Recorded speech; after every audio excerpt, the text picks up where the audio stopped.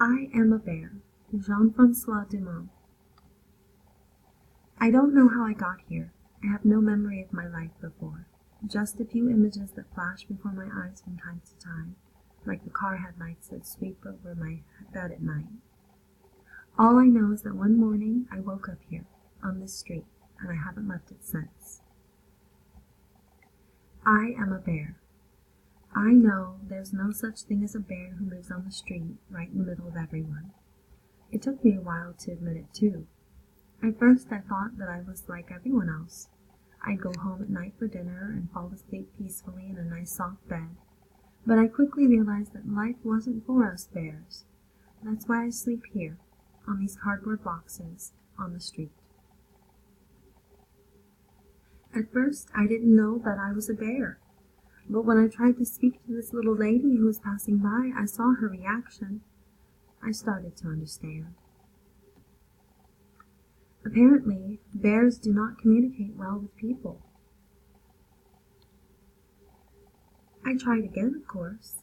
The woman at the bakery fainted, the doorman at number 9 called the police, and the butcher chased me to the end of the street with his big sharp knife. Fortunately, bears run faster than butchers. Since then, I've learned to keep quiet in spite of my big body. I make myself as small as possible. Finding something to eat hasn't been very easy, even though there's no shortage of food. Rolls and chocolate-filled pastries in the bakery window, beef ribs, sausage, and smoked bacon at the butcher shop, jars of jam and honey on the grocer's shelves. It's all enough to make your mouth water. But when I tried to help myself, the big paw of a security guard came down on my shoulder. Without really understanding what was happening to me, I found myself outside, face down on the sidewalk, my stomach still empty. I realized that it was better to pick through the garbage cans at night. Having to stay out until the wee hours, I ended up sleeping all day on my mattress of cardboard boxes, sheltered a little by the doorway of a building. People no longer pay attention to me. I don't even know if they know that there is someone dozing under a pile of old clothes. But, after all, I am a bear, and a bear in the city, there's no such thing. When people do notice me, they make a face. I tell myself that I must not smell very good. It's true that it's been a long time since I've bathed, but a bear smells like a bear. That's just how it is. All they have to do is plug their noses. On one particular morning, I was feeling like a grumpy old bear. I was sitting on my cardboard boxes, staring aimlessly. I no longer even paid attention to the people who passed by, without even glancing at me. I was lost in my thoughts, grumbling about my poor bear life, when a small voice caught my attention. "Why do you look so sad?" Speechless, I raised my head to find a little girl looking at me. It was the first time in ages that someone had spoken to me. "Are you sad because you smell bad?"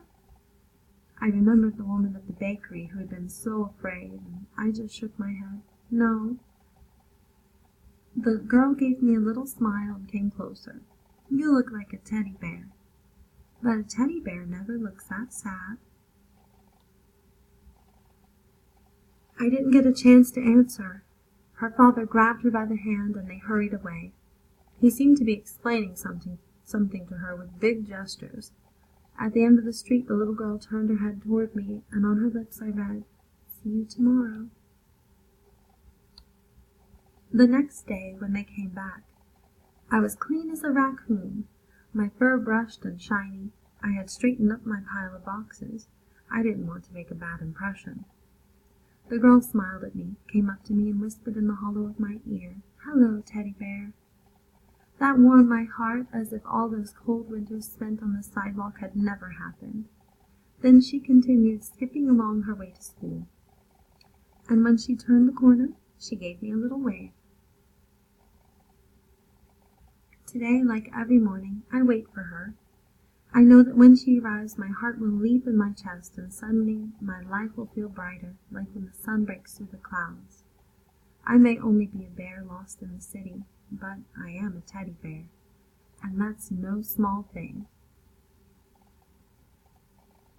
Jean-Francois Dumont is a French author and illustrator who has created many stories for children, including The Chickens Build a Wall and The Sheep Go on Strike, both Erdmans, as well as a Blue, So Blue, winner of the Prix Saint-Exupéry, an award given yearly to the best illustrated picture book in France.